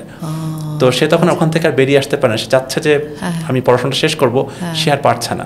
ফলে এই যে কাজ করে পড়ার খরচ জোগাবো, এটাই আসলে কতখানি প্র্যাকটিক্যাল আইডিয়া ইউরোপের পার্সপেক্টিভে? ইউরোপের পার্সপেক্টিভে কাজ করে আমি পড়ার খরচ তো সেখানে নাই, শুধুমাত্র থাকা খাওয়ার খরচ, কারণ পড়ার খরচ তো ফ্রি। আচ্ছা আচ্ছা। সেখানে তো আপনাকে শুধুমাত্র একটা টিউশন ফি দিতে হয়, জি। যেটা 200 থেকে 250 ইউরোর মধ্যে, যেটা 6 মাসের জন্য, অর্থাৎ প্রত্যেক মাসে আপনি খুবই অল্প কিছু টাকা সেখানে দিচ্ছেন, যেটা অ্যাফোর্ড করা খুবই সহজ। মূলত খরচ হচ্ছে সেখানে লিভিং কস্ট। একটা স্টুডেন্টের লিভিং কস্ট আপনি যদি ধরেন যে খুব স্বাভাবিকভাবে চলতে চান, সেক্ষেত্রে 800 থেকে 1000 ইউরোর মধ্যে তার চলে যাওয়ার কথা। আমি যদি ধরি যে 600 ইউরো হচ্ছে তার লিভিং, আপনার অ্যাকোমোডেশন কস্ট 500 ইউরোর মতো, আর বাকি 500 থেকে 600 ইউরো সে তার হেলথ ইন্স্যুরেন্স প্লাস ফুড, তার কিছু রিক্রিয়েশন এবং জামা কাপড়। তো সেই হিসেবে 1100 থেকে 1200 ইউরোর মধ্যে তার অনায়াসেই চলে যাচ্ছে। বাকি সে যদি কোনোভাবে 2000 ইউরো ইনকাম করে, যদিও এই ইনকামটা জার্মানিতে রেস্ট্রিক্টেড, কারণ একজন ইন্টারন্যাশনাল স্টুডেন্ট 120 দিন ফুল টাইমের বেশি কাজ করতে পারে না, এখন 140 দিন হয়েছে সেটা। আচ্ছা, কত দিনের মধ্যে? বছরে। কিন্তু এর মধ্যে আবার আপনি যদি আপনার ইউনিভার্সিটি বন্ধ থাকে, সামার ভ্যাকেশনে আপনি এটা আবার কাউন্ট করে না, তো সেই সময় আপনি অনেক কাজ করে ফেলতে পারেন। তো এইভাবে তারা ইনকাম করতে পারে, এটা ফিজিবল। কিন্তু ওইটার আশায় যখন আমি আমার নিজের গ্রোথটাকে আর দেখছি না, আমি যখন খালি ওটার পেছনেই বারবার লেগে আছি এবং আমার যে পটেনশিয়াল এটাকে আমি নষ্ট করে ফেলছি, তখন একজন অভিভাবক হিসেবে, শিক্ষক হিসেবে, একজন বাংলাদেশি হিসেবে সবচেয়ে কষ্টটা হয়। আমি যখন তাদেরকে যেহেতু আমি একজন কাউন্সিলর, স্টুডেন্ট কাউন্সিলিংও করে থাকি, যখন তাদেরকে আমরা বলি যে দেখো বিষয়টা হচ্ছে এরকম, এটা থেকে বড় কিছু তোমার জন্য অপেক্ষা করছে, এই 2000 ইউরো পাওয়াটাই সব কিছু না, এখন ইম্পর্টেন্ট হচ্ছে তোমার আইডেন্টিটি, তোমার স্বকীয়তা, তোমার ভেতরে যেই মানে পটেনশিয়ালটা আছে সেটা তুমি আরও বেশি দিতে পারো, একটা কোম্পানিকে দিতে পারো, তুমি নিজে এন্টারপ্রেনার হয়ে তুমি সেখানে নিজে কোম্পানি তৈরি করতে পারো, অনেক কিছু করতে পারো, সেটা তুমি সিদ্ধান্ত নিতে পারো। কিন্তু আজকে তুমি যেটা করছো এটা তোমার শক্তিটাকেই খালি সীমাবদ্ধ করে রাখছে, আর আমি মনে করছি যে এটাই আমার জন্য সবকিছু, মানে একটা বৃত্তবদ্ধ হয়ে যাচ্ছে। এই বৃত্তের মধ্যে তারা বারবার ঘুরপাক খাচ্ছে এবং তারা সেখান থেকে আর বেরিয়ে আসতে যাচ্ছে না। এবং খুব স্বাভাবিক, আমরা তো মানুষ হিসেবে সবসময় কমফোর্ট জোনটাকেই বেশি প্রাধান্য দেই। তো সেই ক্ষেত্রে যখন এটাতে আমি কমফোর্টেবল হয়ে পড়ছি, আর আমি তখন সামনের দিকে আগাতে পারছি না। আচ্ছা, আপনি জার্মানির কথা বলছেন, তো আমার একটা বিষয় জানতে ইচ্ছে করছে যে আমরা তো জানি যে খুব বেশি দিন না, 1945 বা 44-42 এই সময়কার কথা, যে আমরা জানি যে দ্বিতীয় বিশ্বযুদ্ধের যে প্রেক্ষাপটটা, তো সেটা জার্মানির কারণেই হয়েছিল। এই যে একটা মানে সামাজিক অবস্থা, সেখান থেকে আপনি অবশ্য এখনকার জার্মানিকে দেখছেন হয়তো সামনে থেকে, কিন্তু আপনার কাছে কি মনে হয় যে এই রকম একটা ভয়াবহ অতীত থেকে, নাৎসিবাদের যে মানে বলা যেতে পারে যে রাহুগ্রাস থেকে বেরিয়ে আসা একটা সোসাইটির, এখনকার জার্মান সোসাইটিতে এটার প্রভাব আসলে ইতিবাচক বা নেতিবাচক প্রভাব কতখানি দেখা যায়? দুইটাই দেখা যায়, আমি যেটা দেখেছি। ইতিবাচকও দেখেছি এবং নেতিবাচকও দেখেছি। কীরকম? ইতিবাচকটাকে একটু বলি, সেটা হচ্ছে যে তাদের যখন দ্বিতীয় বিশ্বযুদ্ধের পর খুব স্বাভাবিকভাবে তাদের ইকোনমির অবস্থা একদম ভঙ্গুর হয়ে গেল, জার্মানরা কর্ন বা ভুট্টা খেয়ে বেঁচে থাকতো, যার জন্য এখন জার্মানরা দোকানে গেলে ভুট্টা কিনতে চায় না। মানে এটা হচ্ছে যারা পুরাতন আমলের, তাদের মধ্যে এখন এই বিষয়টা আছে। তো তারা এটাকে বলে যে আমরা তো সারা জীবন এটাই খেয়েছি। তো এটা একটা মানে কনসেপ্ট কাজ করে, যদিও এখন ইয়াং জেনারেশন অনেক অপশন আছে, তারপরও তো তারা একদম শূন্য থেকে শুরু করেছিল, যার জন্য কিন্তু জার্মানরা আজকে অসম্ভব পরিশ্রমী। এবং এই শূন্য থেকে যখন তারা শুরু করে, তখন তারা খুব স্ট্রাকচার্ড ওয়েতে শুরু করে, যার জন্য তাদের আবার দেখেন শীতকাল, সেখানে শীতকালে কিন্তু রিসোর্স কম, শীত প্রধান দেশের রিসোর্সগুলো কম। সেখানে দেখা যাচ্ছে যে শীতকালে আপনার দিনও কম, সকাল শুরু হয় সকাল 9টায় দিনের আলো, বিকাল 3টার মধ্যে দিনের আলো শেষ।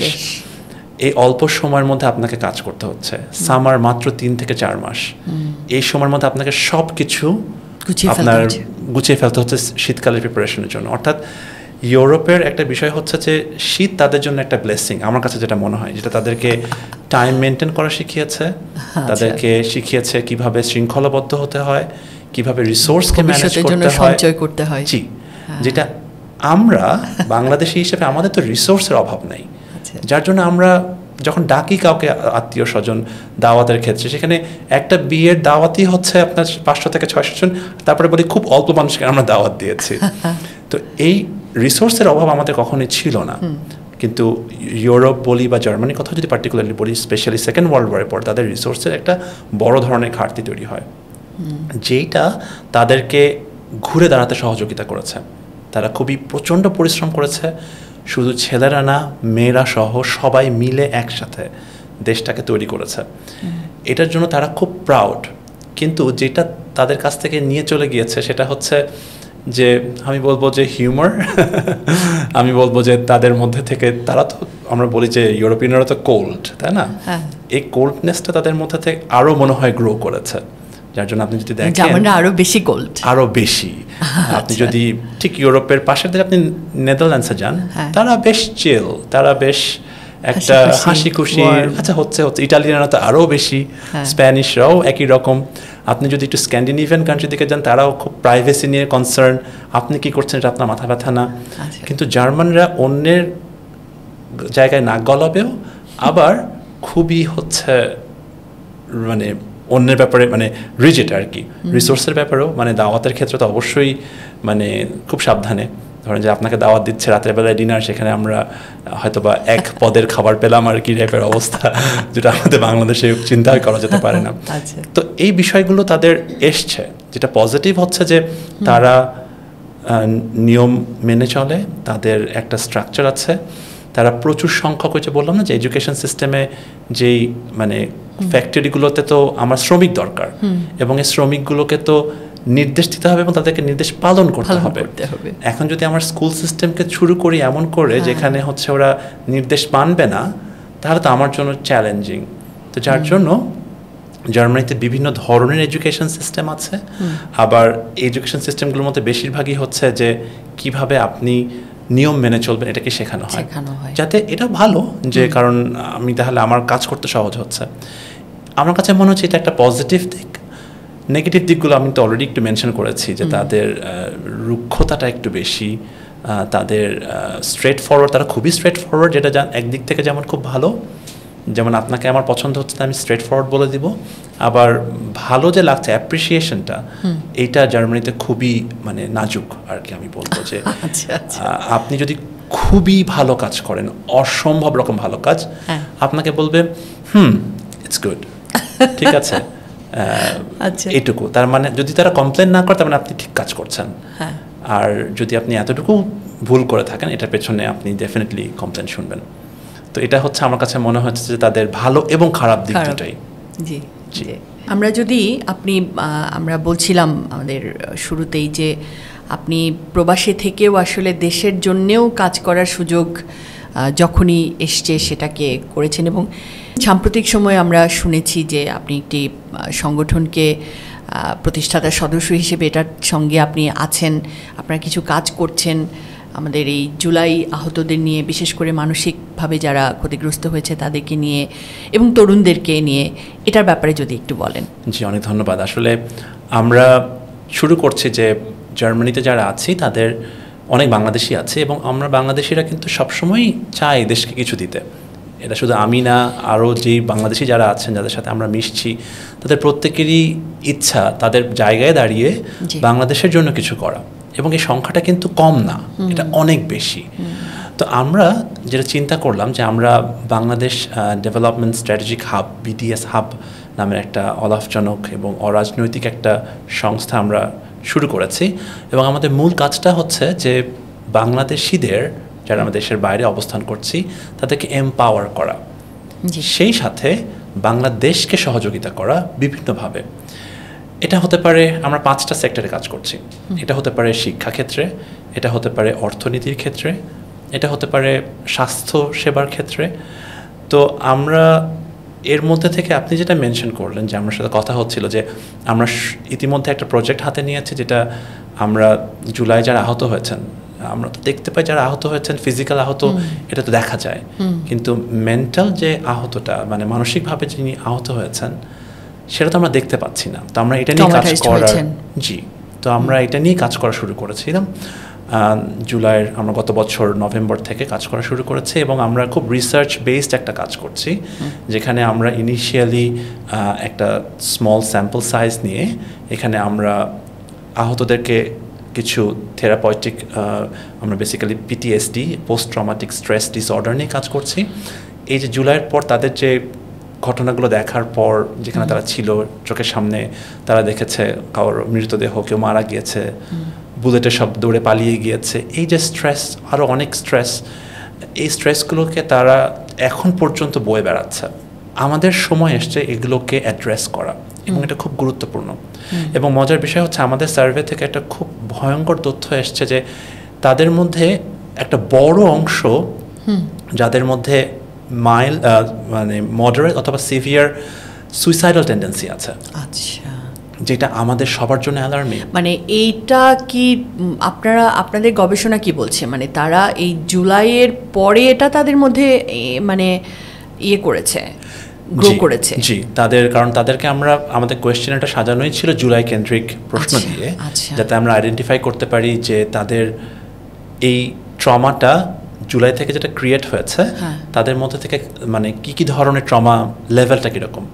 তা আমরা সেখানে মাইল্ড ট্রমাটাইজড কিছু পেয়েছি, কিছু মডারেট পেয়েছি, কিছু সিভিয়ার ট্রমাটাইজড আমরা পার্টিসিপেন্ট পেয়েছি। আচ্ছা, আমি অবশ্য আরেকটু ব্যাকগ্রাউন্ড সম্পর্কে আমার জানতে ইচ্ছে করছে যে আমরা হয়তো নানান রকম জরিপ যেগুলো হয়েছে তাতে করে আমরা আহতদের হয়তো সংখ্যাটা বের করেছি এবং আহতদের নানান ধরন নিয়ে হয়তো বা জরিপ হয়েছে, কিন্তু এই পপুলেশনটা বের হলো কোথা থেকে, যে কি করে আইডেন্টিফাই করা যাচ্ছে যে সেই জুলাই অভ্যুত্থানের সময়ে তার এই ট্রমাটা ঘটেছে? আমরা আসলে যারা এটা ডেটাবেস নিয়ে কাজ করেছেন তাদের সাথে যোগাযোগ করেছিলাম।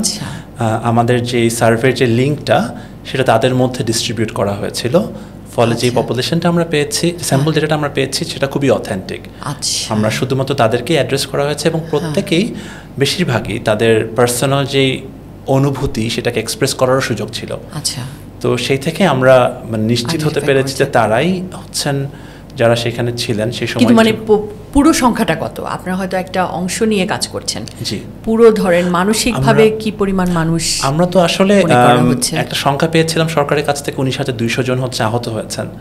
তো আমরা এই সংখ্যাটার উপরেই কাজ করেছিলাম। আমরা 19,200 থেকে আমরা ইনিশিয়ালি 126 জনকে নিয়ে কাজ করব, কারণ আমাদের রিসার্চ সাপোর্ট করতে পারি আমরা এই মুহূর্তে এতখানি। কিন্তু এই ডেটাটা ছোট হলেও এটাকে আমরা পরবর্তীতে স্কেল করে এটাকে আমরা আরও বেশি এটা সম্পর্কে জানতে পারবো। তো আমরা এটা নিয়ে অলরেডি কাজ শুরু করেছি এবং ইনশাআল্লাহ আমরা আশা করছি কোরবানি ঈদের পরে আমরা তাদেরকে সেশন দেওয়া শুরু করব, থেরাপিউটিক সেশন, এবং সেখান থেকে আমরা একটা আশা করছি যে অ্যাটলিস্ট তাদের ভেতরে একটা চেঞ্জ আনার সুযোগ আছে। কিন্তু এটা ওই জায়গাটাই শেষ না, কারণ আমাদের যে 6 সপ্তাহে যে আমরা সেশন দিচ্ছি, 6 সপ্তাহের সেশনে একটা মানুষের ট্রমা দূর হবে না। এটার জন্য আসলে আমাদের একটা লম্বা সময় প্ল্যান দরকার। এটা আসলে একটা সংস্থার পক্ষে 10 জন বাংলাদেশির পক্ষে করা সম্ভব না। এটার জন্য আমাদের সবাইকে এগিয়ে আসতে হবে। তো আমরা শুধুমাত্র এই শিক্ষাটা বা আমাদের এই নলেজটা শুধুমাত্র পাওয়ার পর শুধুমাত্র আমাদের কাছেই রেখে দিতে চাচ্ছি না, এটাকে আমরা শেয়ার করতে চাচ্ছি। আগ্রহী যারাই আছেন তাদের সাথেই আমরা এটা শেয়ার করতে চাচ্ছি, যাতে তারা এই এডুকেশনটা ছড়িয়ে দিতে পারেন সবার জন্যই। আর ট্রমাটিক ডিসঅর্ডার এটা কিন্তু যে কারো হতে পারে, আমরা সবাই আসলে কোনো না কোনোভাবে ট্রমাটাইজড। তো এই এডুকেশনটা আমাদের সবারই দরকার। না, আমি ওইটাই ভাবছিলাম যে ধরুন সরকারের কাছ থেকে বা আপনার সংশ্লিষ্টদের কাছ থেকে হয়তো 19,000 বা 20,000 একটা ডেটা পেয়েছেন, কিন্তু হয়তো একটি মানুষ সে এই ঘটনাগুলো তার মধ্যে হয়তো ট্রমা সৃষ্টি করেছে, কিন্তু সে তো কোথাও গিয়ে বলছে না পার্সোনালি, হয়তো বা তার ফ্যামিলি জানে যে তার অসুবিধাগুলো হচ্ছে। তার কাছে আসলে পৌঁছানোর উপায়টা কি, বা তাকে কিভাবে আমরা হেল্প করতে পারি, সেটাই আমি ভাবছিলাম যে এটা আমাদেরও প্রশ্ন আসলে, কারণ এত ম্যাস মানুষকে সাপোর্ট করার ক্ষমতা এই মুহূর্তে আমাদের নাই। কিন্তু এটাও ঠিক যে যদি আমরা সবাই একসাথে এগিয়ে আসি নিজেদের জায়গা থেকে, তাহলে এটা সহজ। এটার জন্য কিন্তু আমার পাশে আমার যেই ভাইটা বা বোনটা সেখানে গিয়েছিল, তাদেরকে আমরা চিনি, আমার পাড়ার প্রতিবেশীটা, তাদেরকে আমরা জানি। তাদের সাথে আমরা যখন এটাকে শেয়ার করছি তখন কিন্তু এটা খুব দ্রুতই কাজ হয়ে যাচ্ছে। অর্থাৎ মানে যখন আমরা সংঘবদ্ধভাবে কাজ করছি তখন এটা সহজ হচ্ছে আমাদের জন্য। যখন তিনি ফিল করছেন যে তিনি আমরা এখন আমাদের উদ্দেশ্য হচ্ছে যে এই স্টাডিটাকে এস্টাবলিশ করা, যার জন্য আমরা এটাকে কাজ করছি। আমরা সামনে 27 জুলাই ঢাকা ইউনিভার্সিটিতে একটা জুলাইয়ের উপর মানে জুলাই রেভলিউশনের উপরে একটা সেমিনার হতে যাচ্ছে, কনফারেন্স হতে যাচ্ছে। সেখানে আমরা একটা পেপারও প্রেজেন্ট করব এটার উপরে। আমরা অলরেডি আমরা সিদ্ধান্ত নিয়েছি এবং এর পেছনে আমাদের যে টিমটা আছে তারা কাজ করছে। তো আমরা শুধুমাত্র, আর যেহেতু এটা কমপ্লিটলি একটা রিসার্চ বেসড কাজ, কারণ আমরা সমস্ত কিছু এভিডেন্স বেসড হতে চাই, কারণ এটা একটা বড় স্টাডি এবং সেই সাথে এই স্টাডির প্রয়োজন হচ্ছে আমাদের এই ইয়াং জেনারেশনটাকে সহযোগিতা করা। কারণ আমরা যদি দেখি যে নাম্বারটা আমরা পেয়েছি, যে সংখ্যাটা আমরা পেয়েছি, এটাকে যদি আমরা 19,200-র মধ্যে চিন্তা করি তাহলে কিন্তু সংখ্যাটা অনেক ব্যাপক।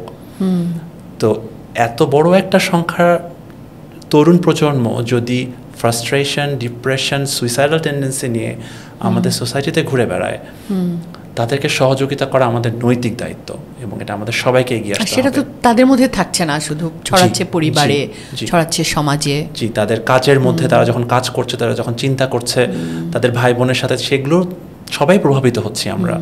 এবং তাদেরকে আমাদেরকে যেভাবেই হোক সহযোগিতা করতে হবে, এটা আসলে খুব গুরুত্বপূর্ণ বিষয়। না, আপনার কথা শুনতে শুনতে আমি যেটা ফিল করলাম, আসলে কোয়ান্টাম তো সবসময় কাজ করে এবং অনেক ক্ষেত্রে আপনি জানেন যে আমরা এটা বলি যে আমরা হয়তো সময়ের সমস্যাটার আরও আগে সমাধানটা নিয়ে হয়তো কথা বলি বা কাজ করি। তো মনে আছে যে 3 আগস্ট তারিখে আমাদের মানে একেবারেই যখন খুবই টানটান অবস্থা এবং অনিশ্চিত একটা অবস্থা, সেই সময়ে আমরা আপনি জানেন যে খতমে কামালি বলে একটা প্রোগ্রাম আমরা শুরু করলাম। এটা একটা আসলে মানে সার্বজনীন আয়োজনই বলা যায় বা সার্বজনীন অংশগ্রহণ বলা যায় এবং এখন অবধি কিন্তু চলছে। কিছু কিছু সময় আমাদেরই মনে হয়েছে যে আসলে কি এখনও এটা কন্টিনিউ হওয়ার প্রয়োজন আছে কি না। কিন্তু আপনার কথা শুনে আমার আরেকবারও মনে হলো যে এই যে মানে আসলে তো হচ্ছে যে আমাদের দেশের মানুষ একটা বড় অংশ তো তারা ধর্মীয়ভাবে তারা প্রভাবিত। তো এবং ধর্ম যেভাবে আসলে একটি মানুষের ভেতরে অভয় দেয়, নিশ্চয়তার করে বা একটা ভরসা দেয়, সেটা তো আসলে যারা বিশ্বাসী তার জন্য এটা অনেক বড়। বিশ্বাসী যারা নয় তাদের ব্যাপারটা ডিফারেন্ট। আমার আপনার কথা শুনতে শুনতে মনে হলো যে এই যে মানুষগুলো এখনও আনআইডেন্টিফাইড, কিন্তু কোনো না কোনোভাবে যাদের মধ্যে ট্রমা কাজ করছে বা কোনোভাবে তাদের মধ্যে কোনো সঞ্চার ছিল মানসিক অস্থিরতার, তাদের এই তার হয়তো কোনো ইনস্টিটিউশনাল সাপোর্টের কাছে যাওয়ার সুযোগও হচ্ছে না, কিন্তু তিনি হয়তো ইন আ ওয়ে এটার থেকে সমাধান খুঁজে পাচ্ছেন বা স্বস্তি খুঁজে নিচ্ছেন বা প্রশান্তি খুঁজে নিচ্ছেন। অ্যাবসলিউটলি। এবং আমি আরও একটা বিষয় বলবো, যেমন আমাদের বাংলাদেশে সাদাকায়ন, যেটা কোয়ান্টাম ফাউন্ডেশন থেকে আমরা প্রত্যেক শুক্রবার আয়োজন করি, আসলে এইটা যে কত বড় একটা প্রভাব ফেলতে পারে আমাদের এই শ্রেণী বা আমাদের এই তরুণ প্রজন্মের উপরে, যে কারণ এই যে পজিটিভ রেজোনেন্স ক্রিয়েট করাটা খুব জরুরি। কারণ এই বিশ্বে আমরা যখন সামনে যাচ্ছি, আগাচ্ছি, টেকনোলজি, আমাদের সামনে সমাজ, আমাদের সব কিছু মিলে যখন আমরা কাজ করছি, আমাদের মধ্যে অনেক নেতিবাচকতা আসছে, খুব স্বাভাবিক। কিন্তু যখন আমরা অন্তত সপ্তাহে একটা দিন আমরা যখন সবাই মিলে একটা জায়গায় বসে ভালো চিন্তা করছি, ভালো বিষয় সম্পর্কে জানতে পারছি, আমি জুলাইয়ে অংশগ্রহণ করি বা না করি, আমাদের সবার জন্য খুব খুব গুরুত্বপূর্ণ যে আমরা এটাকে ধারণ করব। কারণ এটা হচ্ছে একটা চর্চা, প্র্যাকটিস। তারাও কিন্তু আমরা অনলাইনেও সাদাকায়ন করতে পারছি, তাই না? তা এতে কি হচ্ছে, এখানে শুধু ধর্মের বিষয়ই না, পারিপার্শ্বিক, সমাজ, শিক্ষা, নৈতিকতা, শিষ্টাচার সবগুলোকেই নিয়ে আসা হচ্ছে। ফলে কি হচ্ছে, মানে একাকিত্ব থেকে মুক্তি। জি, তো এইটা আমার মনে হয় যে এই ধরনের প্রোগ্রাম বা এই ধরনের বিষয় শুধু কোয়ান্টাম ফাউন্ডেশন নয়, সবারকেই এই বিষয়গুলোকে উদ্যোগী হওয়া উচিত। এটাকেই আমরা বলছি যে আসলে এই এডুকেশনটা আমাদের সামহাও বাড়ানো দরকার, এই অবস্থাটাকে আমাদের আরও সামনে অ্যাভেলেবল করা দরকার। যার জন্য আমরাও সিদ্ধান্ত নিয়েছি যে আসলে আমাদের যে স্টাডির যে রেজাল্টটা, আমরা যদি সাকসেসফুল হয়ে 6টা সেশন কাজ করতে পারে, আমরা কিন্তু এটাকে ওপেন করে দিব। আমরা কিন্তু এটাকে মানে সবার জন্য উন্মুক্ত করে দেবো। অ্যাটলিস্ট যে কিছু জিনিস যেটা আমরা আসলে স্পেশালাইজড পারসন ছাড়া ওপেন করা ইম্পসিবল, কিন্তু অ্যাটলিস্ট যেটা সাইকো এডুকেশন, যেটা অন্তত মানুষকে কিছু ভালো আশার বাণী শোনাবে, সেটাকে আমরা ওপেন করে দিতে চাই, যাতে সবাই এটা থেকে শিক্ষা নিতে পারে, এটাকে ধারণ করতে পারে, এবং অ্যাটলিস্ট এটাকে নিয়ে আমরা মানে ওই বদ্ধ ঘরের মধ্যে যেন না থাকতে পারি। আমরা যেন আমাদের একটা মানে লার্নিংটা যদি আসলে সবার মাঝে ছড়িয়ে না যায়, তাহলে তো ওটা মানে ওটার আসল ইউটিলিটিটা আসলে হলো না, অপটিমাইজ হলো না। আমরা যদি কোয়ান্টাম নিয়ে আপনার যে সংশ্লিষ্টতা, আমরা জানি যে আপনি অনেক আগে একেবারেই বলা যেতে পারে আপনার প্রথম তারুণ্যে আপনি কোয়ান্টামের সাথে পরিচিত হয়েছেন, এবং এরপর সবসময় আপনি কোয়ান্টামের সাথেই ছিলেন। তো আপনি নিজে যদি আপনার এই অভিজ্ঞতাটা একটু বলেন, এবং এখন আপনি কোয়ান্টামকে কিভাবে ধারণ করছেন। যে আমি সবসময় পছন্দ করি এই প্রশ্নের উত্তরটা দিতে, কারণ এটা আমার কাছে খুব প্রিয় একটা প্রশ্ন। কারণ আমার শুরুটা ছিল খুবই ইন্টারেস্টিং। আমি আমেরিকায় যাই হচ্ছে একটা স্টাডি প্রোগ্রামে, আপনার একটা স্কলারশিপ নিয়ে। তো সেখান থেকে ফিরে আসার পর আমার মধ্যে একটা বড় ধরনের চেঞ্জ আসে, কারণ সেখানে সব কিছু সিস্টেম্যাটিক দেখি, মানুষ সময়ের কাজ সময় করে, কথা দিয়ে কথা রাখছে। আমাদের অ্যাটলিস্ট প্রোগ্রামটা তাই ছিল ওই সময়। তো এটা আমাকে খুব বড়োভাবে নাড়া দেয়, ভালোভাবে নাড়া দেয়, এবং আমার কাছে মনে হয় যে আমরাও তো এটা করতে পারি, আমাদের ময়লাটা ঠিক জায়গায় ফেলতে পারি, অন্যকে যখন কথা দিই সে কথাটা রাখতে পারি, অন্যকে যখন সময় দিই ঠিক সময় শুরু করতে পারি। তো আমি যখন ফিরে আসি তখন আমি চেষ্টা করি এই মেসেজগুলো সবার মধ্যে ছড়িয়ে দিতে। এজন্য আমি কিন্তু একটা প্রোগ্রামও করি। তখন আমাদের একটা স্বেচ্ছাসেবী একটা বিজ্ঞান সংগঠনের সাথে আমি যুক্ত ছিলাম, সেটার নাম ছিল রাজশাহী অনুসন্ধানী। এবং সেখানে আমি একটা লিডারশিপ কোর্স ক্রিয়েট করি, যেটা ফ্রি ছিল সবার জন্য। তো আমার যে শেখাটা সেটা আমি হচ্ছে এখানে সবার জন্য উন্মুক্ত করে দিই, যে আমি যেটা শিখে এসেছি সেটা এখন সবাই নিতে পারে চাইলে, এবং আমরা এটাকে সার্টিফিকেট কোর্স দিয়ে একদম নিজের পয়সা খরচ করে এটাকে আমরা চালু করি। কিন্তু খুব স্বাভাবিক যে একা তো কাজ করাটা খুব চ্যালেঞ্জিং, এবং আমার যে স্বপ্ন, আমার যেই ইচ্ছা, এটা একা সম্ভব বলেই না। আমি হয়তো ক্ষুদ্র একটা পার্ট প্লে করতে পারি, এবং এটাই স্বাভাবিক। এরপরে আমার এক বন্ধু আমাকে বলে যে ও একটা প্রোগ্রামে যাচ্ছে, তো সেখানে শেষে একটা প্রত্যয়ন অনুষ্ঠান হয়, সেখানে আমি চাইলে যেতে পারি, আমাকে সেখানে সে গেস্ট হিসাবে ইনভাইট করছে। তো আমি বললাম যে ঠিক আছে যাই, এখন তো মানে কোনো অসুবিধা নেই। আমি তো গেলাম। আমি যখন প্রোগ্রামের অডিটোরিয়ামে ঢুকছি তখন থেকে আমি খেয়াল করলাম যে আচ্ছা, এখানে দেয়ার সামথিং ডিফারেন্ট। সবাই খুব শৃঙ্খলাবদ্ধ দাঁড়িয়ে আছে, মুখে হাসি, এবং সবাই মুখের মধ্যে একটা ভাব যেন তারা আমাকে অনেক দিন ধরেই চেনেন, খুবই আন্তরিক। আমি চিন্তা করলাম যে এটা তো খুব ডিফারেন্ট, আমি তো এরকম কখনো দেখি নাই। আমি খুব কিউরিয়াস হলাম, এবং আমি ভেতরে ঢুকতে শুরু করলাম। এবং তারপরে আমি একটা চেয়ারে বসলাম পিছনে গিয়ে, এবং তারপরে দেখলাম যে একজন মানুষ সাদা একটা মানে জামা পরে দাঁড়িয়ে কথা বলছেন, এবং মনে হলো যে আরে উনি যে কথাগুলো বলছেন সেগুলো তো আমিও চিন্তা করি। আচ্ছা। এবং এটা এতটাই মিলে গেল, এবং আমার কাছে মনে হলো যে আরে তাহলে তো আমি একা চিন্তা করছি না, এবং যিনি চিন্তা করছেন তিনি তো ইনাদেরকেও নিয়েও চিন্তা করছেন, তার মানে আমার উচিত তাদের সাথে যুক্ত হওয়া। আচ্ছা। এই থেকে আমার কোয়ান্টামে আসা, এবং আমি যেটা করি ওই প্রোগ্রাম শেষে আমি সরাসরি চলে যাই রাজশাহী সেন্টার অফিসে, এবং আমি তাদেরকে বলি যে আমি কোর্স করব। তো তারা আমাকে নিতে পারে নাই, কারণ তখনও তাদের পরবর্তী কোর্সের প্রিপারেশন শুরু হয় নাই, কারণ আমি ওই দিনকেই গিয়েছিলাম, কারণ আমি দেরি করি নাই একেবারে। তো আমাকে তারা বললো এতদিন পরে আসতে, তখন যাতে আমি রেজিস্ট্রেশন করি, এবং আমি ছিলাম ওই পরবর্তী কোর্সের প্রথম রেজিস্টার পারসন। যেটা আমার কাছে এখনো মনে আছে। বিরতি দিয়ে দিয়ে হয়, খুব স্বাভাবিক, এটা তো একটা প্রস্তুতি লাগে। আমার মাথার মধ্যে ওটাও ছিল না, মানে আমি এতটা এক্সাইটেড ছিলাম। তো সেই থেকে কোয়ান্টাম ফাউন্ডেশনে আসলে আমার মানে যাত্রা শুরু, এবং খুব অবশ্যই আমি যেটা হতে চেয়েছিলাম সেটা হচ্ছে যে মানুষগুলো দাঁড়িয়ে ছিল এবং সাবলীলভাবে অন্যকে স্বাগত জানাচ্ছিল, পথ দেখিয়ে দিচ্ছিল, আমি তাদের একজন হতে চেয়েছিলাম, অর্থাৎ আমি মানে কোয়ান্টিয়ার হতে চেয়েছিলাম। তো যার জন্য আসলে আমি তখন বলেছি আমি আপনাদের মতো হতে গেলে কি করতে হবে আমাকে বলেন। তো আমি আসলে পুরোপুরি ওপেন ছিলাম সেই সময়টুকু। তো তারপরেও যেটা হয়েছে যে আমার তারপরে আমি গ্র্যাজুয়েশন শেষ করি ইউনিভার্সিটিতে, এরপরে আমি চাকরি প্রফেশনাল লাইফে প্রবেশ করি, কিন্তু প্রত্যেকটা ক্ষেত্রেই আমি কোয়ান্টামের সাথে একসাথে ছিলাম। আমার খুব ভালো লাগতো, একটা সময় ট্রেনিং নিলাম আলোচনার জন্য, এবং আলোচনা করতে বিভিন্ন জায়গায় যেতাম। এটা আমার কাছে এত ভালো লাগতো, কারণ যেটা মনে হতো যে আচ্ছা আমি কিছু কথা, গোছানো কথা মানুষকে বলতে পারছি, যেটা একজনকে নাড়া দিতে পারে, এবং আজকে কাকে নাড়া দিবে এটা আমি জানি না। এই অজানাটা জানতে পারাটা, মানে জানতে পারবো না কখনো কাউকে নাড়া দিয়েছে কিনা।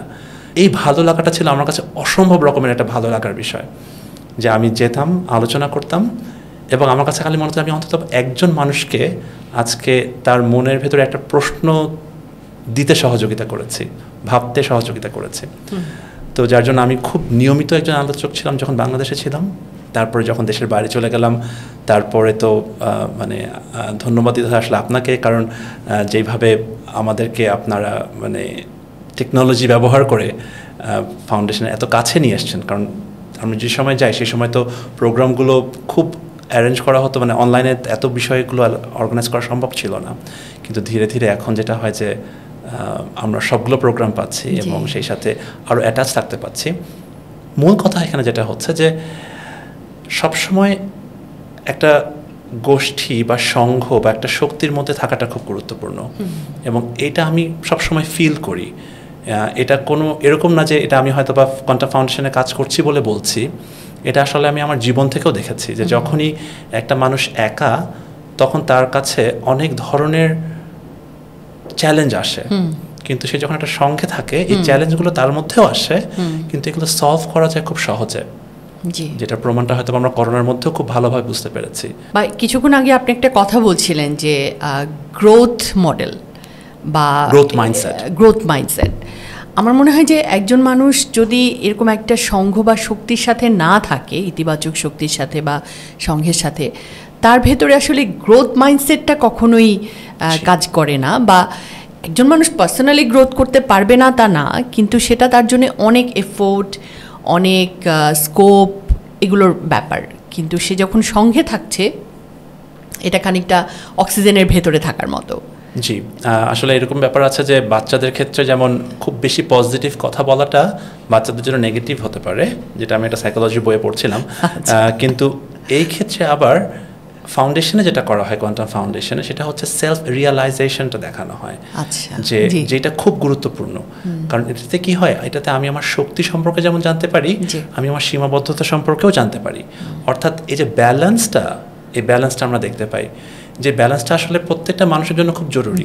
এবং আমরা আসলে খুব সৌভাগ্যবান যারা বাংলাদেশে আছি, এরকম একটা সংঘের সাথে যদি সংযুক্ত হচ্ছে, তখন কি হচ্ছে এই ব্যালেন্সটাকে আমরা খুব সহজে এভ্যালুয়েট করতে পারছি, যেটা আসলে এই প্র্যাকটিসটা আমার জানা নাই অন্য কোনো সংগঠনে বা অন্য কোথাও প্র্যাকটিস করা হয় কিনা। না, এটা স্বাভাবিকভাবেই আমাদের এখানে সুবিধাটা হলো যে এটা তো সার্বজনীন একটা জায়গা, সব ধর্ম, সব বয়স, সব জাতিগোষ্ঠী সবারই আসলে সম্মিলনের জায়গা। এবং আমাদের চেতনাটাকে আমরা চেষ্টাই করি যে পারিবারিক পর্যায়ে নিয়ে যাওয়া, যাতে পরিবারের সবাই মিলে সাদাকানে আসতে পারেন, পরিবারের সবাই মিলে সবগুলো প্রোগ্রামে আসতে পারেন, সেই চিন্তাটাই আমাদের কাছে সবসময় থাকে। তো আসিফ সাহের ভাই, আমার মানে শেষ প্রশ্ন আপনার কাছে, সেটা হচ্ছে যে আপনার ভবিষ্যৎ পরিকল্পনা কি জীবন নিয়ে, পরিবার নিয়ে? আমরা জানি যে আপনার স্ত্রী একজন মিশরীয় বংশোদ্ভূত জার্মান, আপনার দুটি যমজ সন্তান আছে, ছেলে মেয়ে। তো আপনার পরিবার নিয়ে কি পরিকল্পনা বা পেশা নিয়ে কি পরিকল্পনা, এবং আলটিমেটলি সংঘর সাথে আপনার যে সম্পৃক্ততা, সেটা নিয়ে কি পরিকল্পনা? আসলে আমার পরিকল্পনাটাই খালি বলি আপাতত। সেক্ষেত্রে যেটা হচ্ছে আমার পরিকল্পনা, আমি আসলে এডুকেশন খুব পছন্দ করি, মানে একাডেমিয়াতে থাকতে চাই। আমার শিক্ষকতা খুবই পছন্দের একটা পেশা, যেখানে আমি কখনোই টায়ার্ড ফিল করি না। এবং আমার কাছে সবসময় যেটা মনে হয় যে মানে আমি যখন কাউকে কিছু বোঝাচ্ছি একটা ক্লাসের মধ্যে, তখন আমি আসলে অনেকজনের কাছ থেকে অনেক কিছু জানতে পারছি। তো শিক্ষকতাতেই আমার আসলে সামনে কন্টিনিউ করার ইচ্ছা।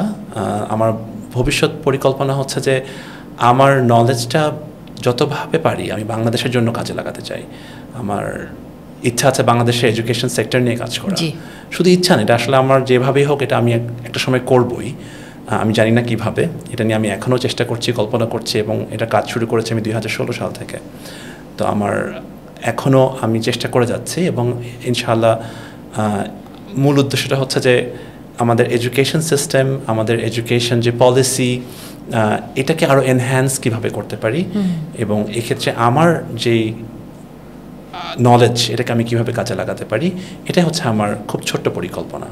আচ্ছা, না এটা তো অনেক বড় একটা ব্যাপার হবে, ভ্যালু অ্যাডিং ব্যাপার হবে, কারণ অনেক রকম এক্সপেরিমেন্টেশন হয়েছে আমাদের শিক্ষা ব্যবস্থা নিয়ে, কিন্তু মনে হয় না এখনও পর্যন্ত খুব আমাদের জন্য যেটা উপযুক্ত সেরকম একটা শিক্ষা ব্যবস্থা এখনও পর্যন্ত আমরা নিয়ে আসতে পেরেছি বলে মনে হচ্ছে না। সো এটা একটা খুবই বড় কন্ট্রিবিউশনের জায়গা। জি, আমরা আশা করব যে সবাই মানে এই বিষয়টা উপলব্ধি করতে পারবো এবং আস্তে আস্তে যেটা হবে যে আমাদের জন্য আসলে পারফেক্ট বলে তো কোনো কিছু নেই, অন্তত আমাদের জন্য উপযোগী এরকম কিছু একটা ব্যবস্থা আমরা যাতে নিয়ে আসতে পারি, যেখানে আমরা এটা কিন্তু বেস, এটার মধ্য দিয়ে, কারণ তরুণ এবং বাংলাদেশ তো জানেন যে তরুণ ডেমোগ্রাফিটা আমাদের এখানে খুবই একটা বড়। তো আসলে আমরা মানে আমাদের দেশের একটা বড় স্টেপই হতে পারে আমরা যদি তরুণদেরকে যথাযথ শিক্ষা এবং প্রশিক্ষণের ভেতর দিয়ে নিয়ে আসতে পারি এবং তাদেরকে যদি আমরা মানে কনস্ট্রাকটিভলি তাদেরকে যদি আমরা তাদের সময়গুলোকে ব্যয় করাতে পারি। জি, আসলে একটা মানুষের মধ্যে যে অনন্যতা, তাদের ভেতরে যে শক্তি, তাদের ভেতরে যে আত্মমর্যাদার যে অনুভূতি, একটা শিক্ষা ব্যবস্থা এটাকেই তৈরি করার পেছনে কাজ করা উচিত। তো এটা যতক্ষণ পর্যন্ত না হচ্ছে ততক্ষণ পর্যন্ত আমাদের শিক্ষা ব্যবস্থা পরিবর্তন যথেষ্ট সুযোগ রয়েছে। তো আমার কাছে যেটা মনে হয় যে আমরা যাতে এই বিষয়ে এবং আপনার কথা শুনে শুনে আসিফ সাহেব ভাই আমার নিজেরও মনে হচ্ছে যে কোয়ান্টাম কিন্তু খুব বেশি রকম অ্যালাইন্ড এটার সাথে। যেমন এই যে আপনি জানেন যে ভালো মানুষ হওয়ার জন্যে যা কিছু প্রয়োজন, যে অনুশীলন, যে চর্চা করা দরকার, এটা নিয়ে কিন্তু কোয়ান্টাম ডে 1 থেকে কাজ করছে। এবং এখন তো এটা একটা মানে সবারই একটা চাওয়া, বা নানান ভাষায় হয়তো তারা বলছেন কিন্তু একই কথাই বলছেন। আমি সমাজের অন্যান্য সেক্টরের কথা বলছি যে তারা কিন্তু প্রকারান্তরে ভালো মানুষের গুরুত্বটাই তারা আবার অনুভব করছেন বা সেটার কথা বলছেন। তো আমরা তো মানে শুরু থেকেই এটা নিয়ে কথা বলেছি এবং আমাদের কাজ যদি বলি, আমরা শুধু কথা বলেই ক্ষান্ত থাকিনি, আমাদের কাজের পুরো প্রায়োগিক বিষয়গুলো কিন্তু এই ভালো মানুষ তৈরির প্রক্রিয়াটাকেই জাগরুক রাখার চেষ্টা। না, নিঃসন্দেহে মানে কোয়ান্টাম ফাউন্ডেশনের এই উদ্যোগ এবং যেভাবে ফাউন্ডেশন ভেতর থেকে যেই মানে বীজ থেকে যে শুরু হওয়াটা এবং এটাকে ধরে রাখা এবং এটাকে নিয়ে বুঝতে পারা, এবং আমার মনে আছে যে একটা সীমাবদ্ধতা কিভাবে শক্তিতে রূপান্তরিত করা যেতে পারে, এই প্রথম ধারণাটা আমি কোয়ান্টাম এসে পেয়েছিলাম। এবং আমার কাছে আমি এখন আমার ছাত্রদেরকে এটা কথাই বলি যে সীমাবদ্ধতা হচ্ছে শক্তি। তো যখনই আমার কাছে সীমাবদ্ধতা আছে তার মানে আমার সুযোগ আছে সামনে, আমার আরও সামনে এগিয়ে যাওয়ার। তো আসলে এটাই আমাকে এখন পর্যন্ত মানে প্রেরণা জাগায়। আমাদের জীবন কারোই একদম সবসময় মসৃণ না, এখানে উপর নিচে আছে, কিন্তু যখন আমাদের খারাপ সময় যায় তখন কিন্তু আমরা যদি মনে করি যে সীমাবদ্ধতাই হচ্ছে আমার শক্তি, তখন সেখান থেকে বের হয়ে আসার যে পথটা আমরা খুব সহজে খুঁজে পাই। আপনার জীবনে কি মানে মেডিটেশন নিয়ে কোনো ইন্টারেস্টিং বা এমন কোনো অভিজ্ঞতা আছে যে কোনো একটা প্রতিকূলতা এসেছিল আপনার জীবনে, আপনি মেডিটেশনের মধ্য দিয়ে বা আপনার ভেতরে যে আত্মবিশ্বাসের শক্তিকে দিয়ে সেটাকে ওভারকাম করার চেষ্টা করেছেন? জি, আমি বলছিলাম আলোচনার মধ্যে একবার যে আমার প্ল্যান এ যখন কাজ করেনি, দ্বিতীয় প্ল্যান ছিল প্ল্যান বি। আচ্ছা। তো আসলে আপনি প্রশ্ন করতে পারেন যে এত তাড়াতাড়ি প্ল্যান বি কিভাবে আসলো? আচ্ছা। তো যখন প্ল্যান এ নিয়ে যখন কাজ করি তার ঠিক আগ মুহূর্তের বিষয় হচ্ছে এরকম যে আমি ছিলাম প্রচণ্ড ফ্রাস্ট্রেটেড এবং খুবই যে মানে কি করব, আসলে কি করতে চাই সেই ব্যাপারে আমার ধারণা ছিল না। তো সেই সময় শ্রদ্ধেয় গুরুজির সাথে যোগাযোগ হয়েছিল এবং তার নির্দেশ অনুসারে আমি কোয়ান্টাম শুরু করেছিলাম। এবং একাধারে আমি প্রত্যেক দিন আমার অফিসের কাজ সেরে, আমি বিশেষ পারমিশন ছিল ওই সময় যে 3 ঘন্টা করে কোয়ান্টাম করার, অফিসের কাজ সেরে আমি বিকাল 5টা থেকে রাত্রি 8টা বা 9টা পর্যন্ত, একদিন 8টা কোনো দিন 9টা কোয়ান্টাম করতাম। এবং এই সময়টুকু প্রথম এতটাই বোরিং লাগতো যে আমার আসলে মনে হতো যে না, এটা সম্ভব না। মজার বিষয় হচ্ছে যে এটা আমি করেছিলাম 14 দিন টানা। প্রথম দিন, দ্বিতীয় দিন, তৃতীয় দিন, চতুর্থ দিন, পঞ্চম দিন থেকে আমার মানে ভালো লাগতে শুরু করলো আর কি, যে আচ্ছা ঠিক আছে বসতে পারছি এখন। ষষ্ঠ দিন, সপ্তম দিন, একটা সময় এসে আমার কাছে এটা আরও বেশি ভালো লাগতে শুরু করলো। এবং একটা সময় যেটা হলো যে আমার কাছে খুব পরিষ্কার হলো যে আসলে আমি কি করতে চাই। আমার যত ধরনের প্রশ্ন ছিল আমার জীবন সম্পর্কে, যে আচ্ছা মানে আমি এখন কি করব, তখন আমার কাছে সব মনে হলো যে সবগুলো যেন ব্লক আকারে আমার সামনে সাজানো হলো। কারণ আমি তো ওরা নিয়ে চিন্তা করছিলাম এতদিন ধরে। এবং যখন আমি শেষ করলাম কোয়ান্টাম, তখন আমার কাছে মনে হলো যে আচ্ছা বিষয়গুলো হচ্ছে এরকম সিম্পল। তো মেডিটেশন ওই সময় এইভাবে সহযোগিতা করেছিল আমাকে আমার জীবনটাকে খুব সহজে গুছানোর ক্ষেত্রে।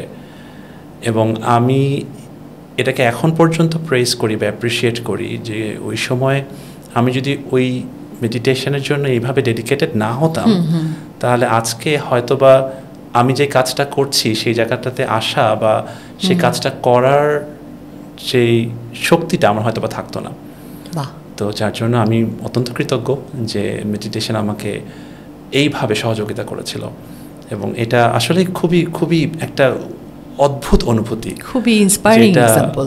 জি, এটা আসলে মানে আমি এখনো ভাষায় প্রকাশ করতে পারি না, কারণ এটা আসলে ভাষা দিয়ে প্রকাশ করার মতো না আমার কাছে, যেটা মনে হয় আসলে একদমই আত্ম উপলব্ধির একটা ব্যাপার।